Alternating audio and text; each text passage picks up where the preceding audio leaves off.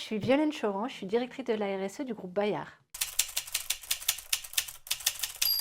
Alors, mon métier, c'est de définir une stratégie de responsabilité sociétale de l'entreprise et de la mettre en œuvre avec toutes les parties prenantes de l'entreprise, qu'elles soient internes ou externes, avec des sujets autour de la décarbonation de nos activités, c'est-à-dire avoir l'impact carbone ou l'impact environnemental le moins important possible lié à nos activités, mais aussi des enjeux sociaux, sociétaux.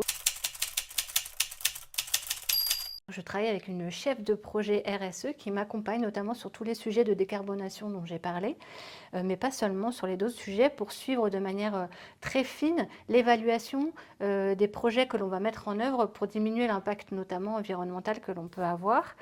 Mais sinon, je m'appuie et je travaille avec l'ensemble de l'entreprise, évidemment en grande proximité avec une direction des ressources humaines, mais aussi avec la direction financière, la direction des opérations et des achats, qui est la part industrielle de nos activités. J'aime beaucoup le terme de RSE parce que dans le terme de RSE, il y a environnement et social, mais il y a aussi le terme de responsabilité. Et à Bayard, mais comme partout, c'est une responsabilité. Par conséquent, on a mis un programme de formation assez important pour que chaque personne dans Bayard soit sensibilisée aux questions environnementales, aux questions sociales et sociétales, d'écologie intégrale autour de ces questions-là.